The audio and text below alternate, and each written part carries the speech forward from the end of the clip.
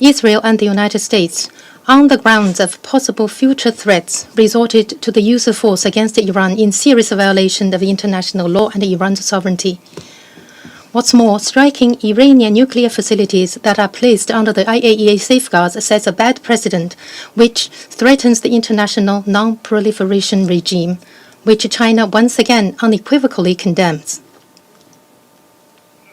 The aforementioned acts have also undermined diplomatic efforts to resolve the Iranian nuclear issue and created a high degree of uncertainty to the implementation of Security Council Resolution 2231. China is gravely concerned and deeply worried about this. President, China has noted that some members of this council have done nothing but accuse Iran of violating its non-proliferation obligations in an attempt to justify the military actions of Israel and the United States. Here, China wishes to remind these countries of the following basic facts. It is none other than the United States that started the Iranian nuclear crisis. The United States unilaterally withdrew from the JCPOA in 2018.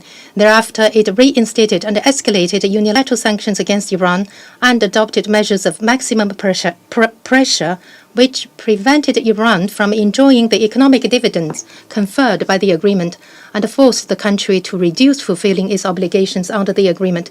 It is again the United States, throwing to the wind its own credibility, launched military strikes against Iranian nuclear facilities, undermining the negotiation process initiated by itself, leading the Iranian nuclear issue to yet another impasse and resulting in an abrupt escalation of the regional situation. Iran's sincerity in resolving the nuclear crisis should be valued. Up till today, Iran continues to fulfill its nuclear non-proliferation obligations and implement the Comprehensive Safeguards Agreement. Iran has repeatedly stated that it does not seek to develop nuclear weapons.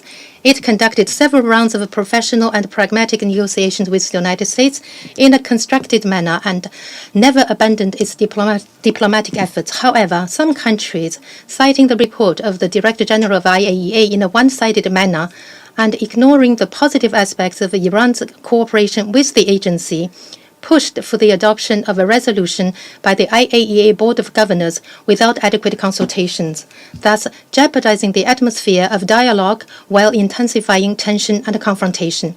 We call on these countries to reflect long and hard on the adverse consequences of their irresponsible move.